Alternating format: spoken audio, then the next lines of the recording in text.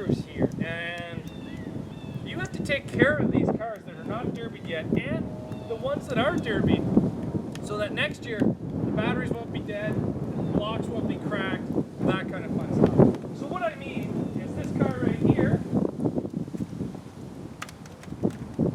doors frozen, should start up.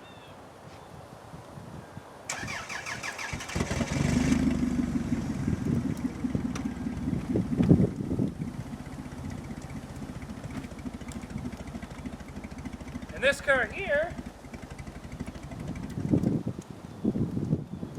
should start up.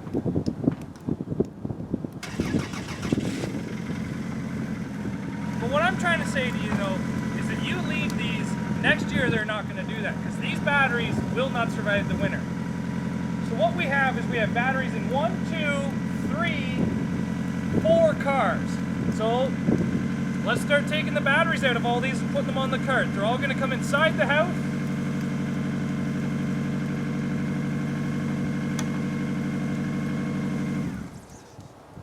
So let's get the batteries out of these cars and bring them inside the house so that next year we have batteries. Because there's one thing I hate doing, is having a whole bunch of dead batteries come spring. Because in the fall, all the batteries are good, but come spring they're not. So let's get these batteries out.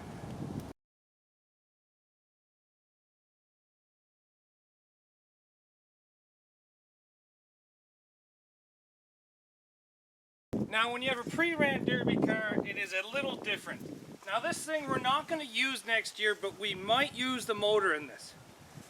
So, believe it or not, this car sat here since, I'm going to say, mid-September.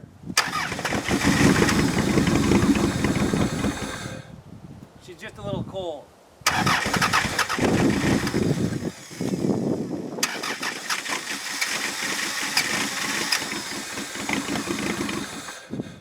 But she still runs, and she still runs good.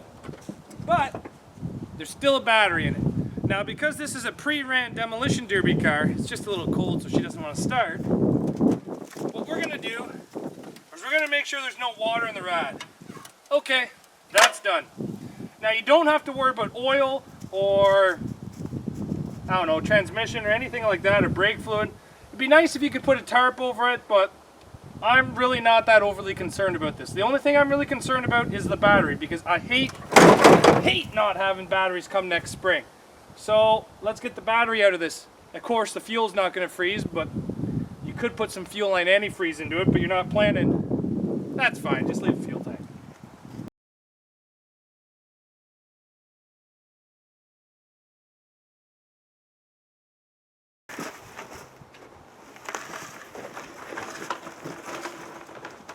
Well, now that we have all of our good batteries, which is these six batteries are the ones that I know are good batteries. We can't store them in the shop this winter because the shop is not a constant heat. It only gets warm when I start a fire. So they gotta go up to the house. And I'll show you how I store my batteries in the house. And it's a little trick that I learned, and I find it works out good. If you don't do it, sometimes the batteries will leak a little bit of acid and ruin your floor. So I'll show you what I do. Let's get these things up to the house.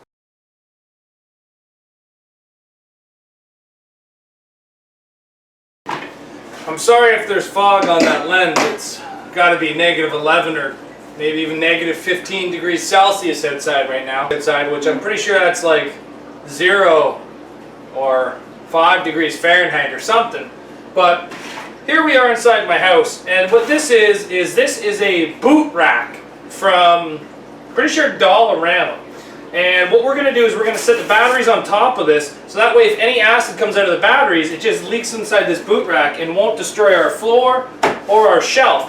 And what else I've done is, if you take a look right here, I have an old Mastercraft, or just a 120 volt battery charger, and I can trickle charge the batteries throughout the winter whenever needed.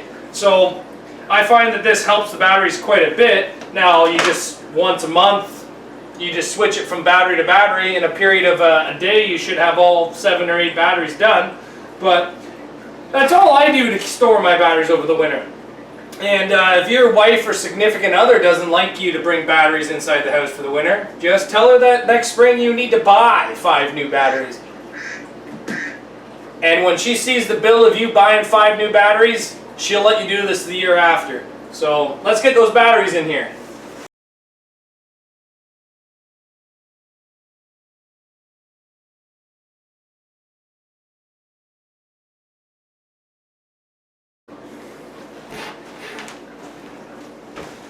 So just like that, you see how we stored our batteries. Whew, they're a little heavy. But last year, I don't think we saved this many batteries. But by saving this amount of batteries, you're really saving yourself more money next year. Because batteries are not cheap. I think the cheapest ones from Canadian Tire are still 130 bucks. So by doing this, you're saving yourself money and you're saving yourself some aggravation. It takes a little bit extra time, but by doing this, these batteries will be great for us next year. So thanks for watching.